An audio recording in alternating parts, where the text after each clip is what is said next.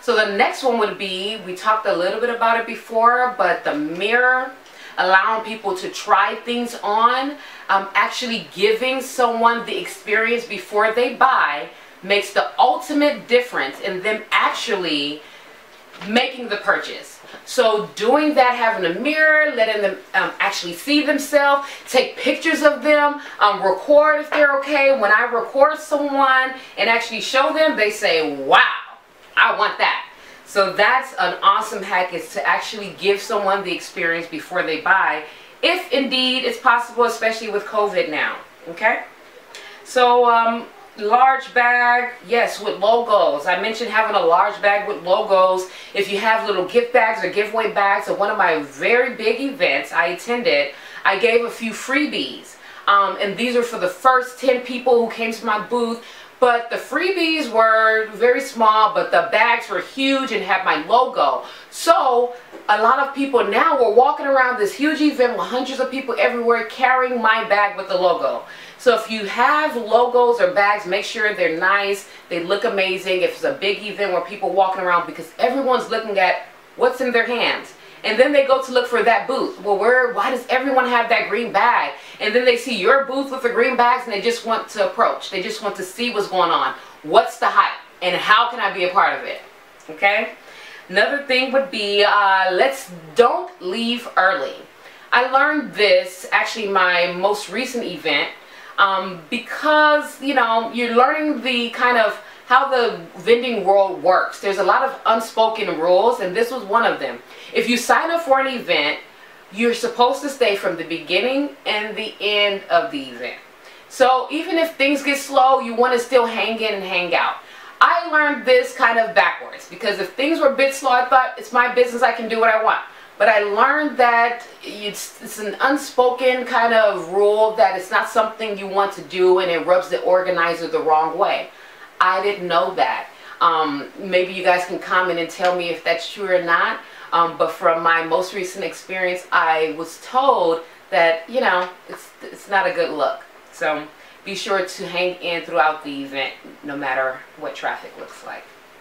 The next would be to connect with fellow vendors. I don't know if you guys thought about that. At the event, some of my events, the fellow vendors and entrepreneurs actually purchase more than the customers. Making connections when you get there, making sure you have a great relationship with the organizer. Actually, when you have downtime, walking around the event, collecting business cards, exchanging product for product. If there's something you really like and they like what you have, these are great connections to make. Connecting on social media, because they're always out. And actually, I learned about some of my vending events through other vendors who said, wow, your product should be here. So having those connections and resources is amazing, and you can make 20 to 50 of them just by walking around and meeting people at the event. So that's definitely something you want to take the time to do, okay? So lastly would be to listen. Everything I talked about today, the biggest thing would be to listen. You have to have your ears open throughout the entire event. From the beginning, the middle, and even after, make sure you're listening. The people that have the toughest time selling are those who are too busy talking, when a lot of times the individual has already sold themselves by telling you what they want, and all they really want you to do is hand them the item. So I say all of that to say, I hope you're listening to every single point that I've made today. There's about 10 key things you want to hone in on, but practice makes perfect. And for me, going out back to vending events is what has made progress. And as I'm moving forward, I'm able to share that with you all. So I want to thank you all today for taking the time to really run through some of the guidelines to really get you through a vending event. I'm sure you've learned a lot, but in the comments, let me know if there's any key things that stick out to you.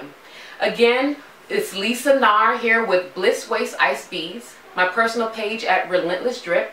You can also find our waist trainers at Relentless Solution Wear.